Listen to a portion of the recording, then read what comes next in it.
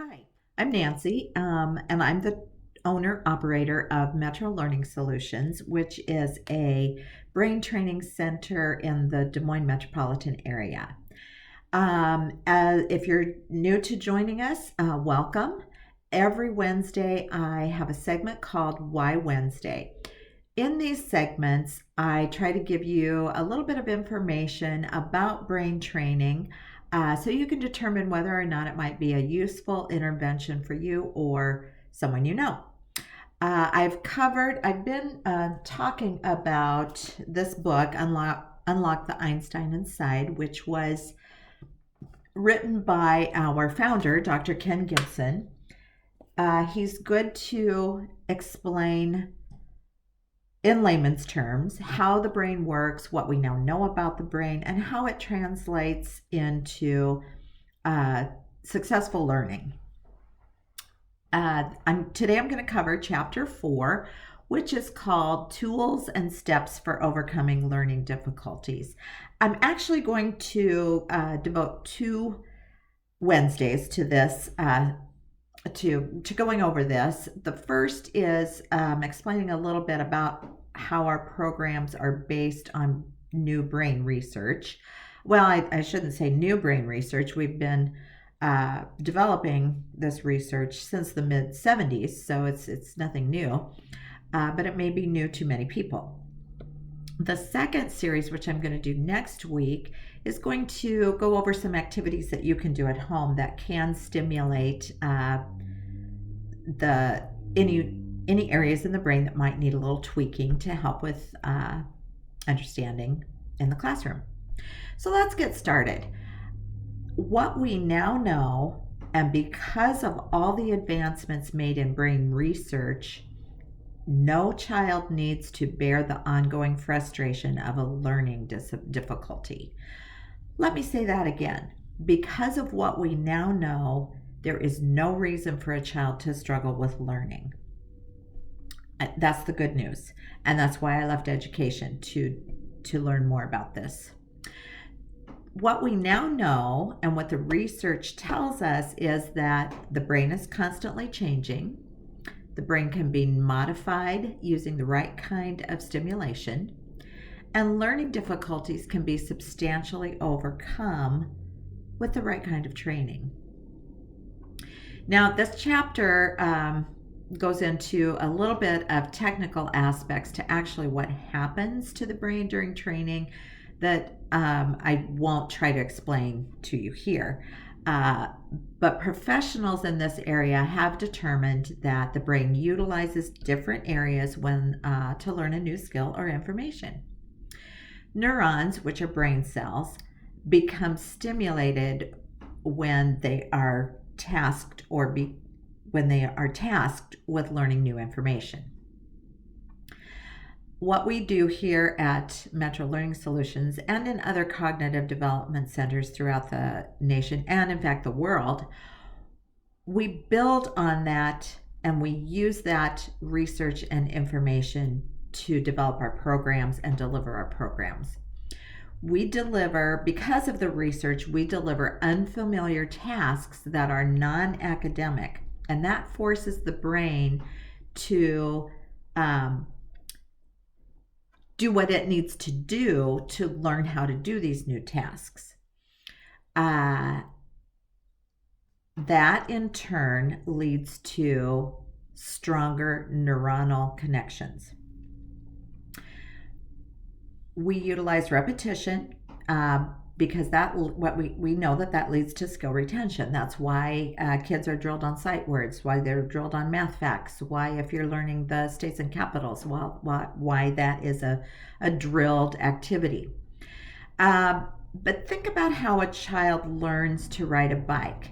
At first, they have to concentrate to make sure everything they're doing is right.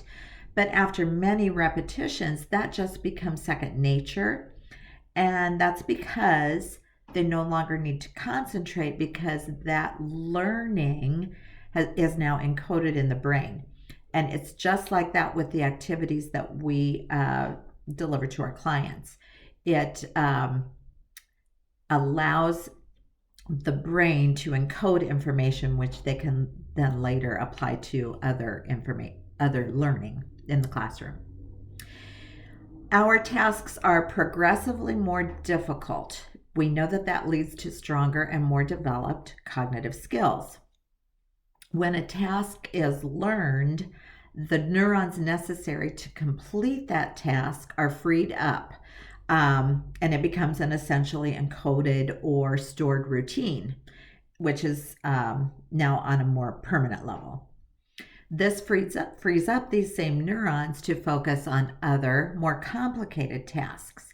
And remember, that strong connection doesn't go away. It becomes encoded as an embedded skill. Excuse me. Let me grab a drink here. As neurons are stimulated through repetition, they develop a stronger connection. If you think of the neurons in our brain as highways, use this visual. If you are in an underdeveloped country and need to go 20 miles, it may take you a very long time because there are blockages in the road. There are downed trees, rough terrain, etc. Maybe you can only travel a few miles every hour.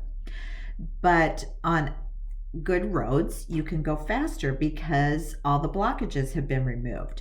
The pavement is smooth. You don't have to slow down. You can get 20 miles in 20 minutes. That's a visual image of what cognitive training does to the connections in the brain. It smooths out the rough areas, allowing information to travel much more quickly and efficiently. So a child who is learning new information doesn't get discouraged because they're running into roadblocks. We remove those. Cognitive training also allows for big, fast changes. This is also based on what we know about the brain. It can change quickly, and so we use that potential.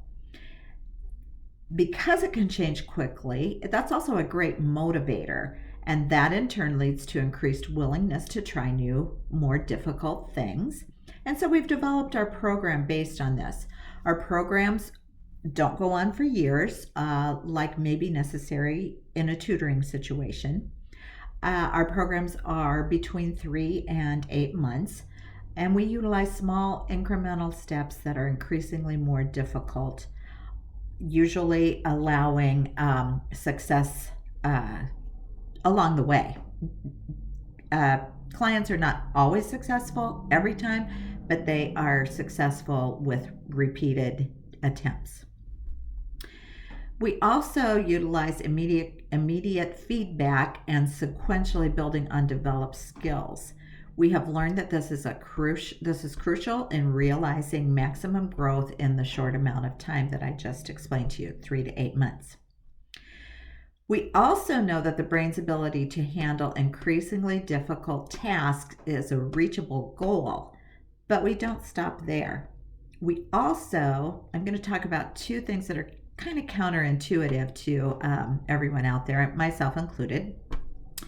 We provide distractions because, believe it or not, when those distractions are structured correctly, distractions actually help the brain develop the skills necessary for efficient learning. They become stronger connections. Another thing that may sound strange for you is called loading.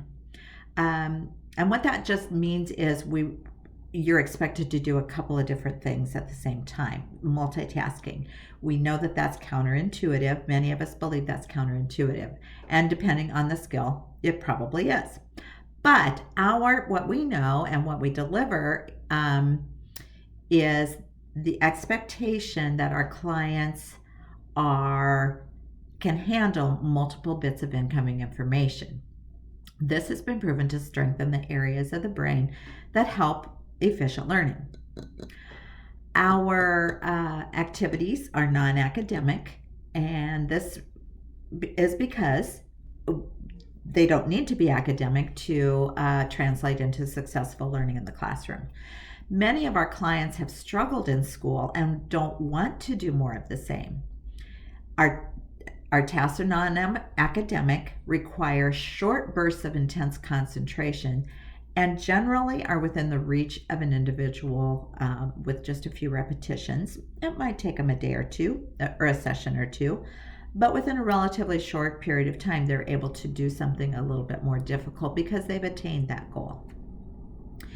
This keeps them intrinsically motivated to do increasingly difficult tasks, and the tasks that will convert to success in the classroom.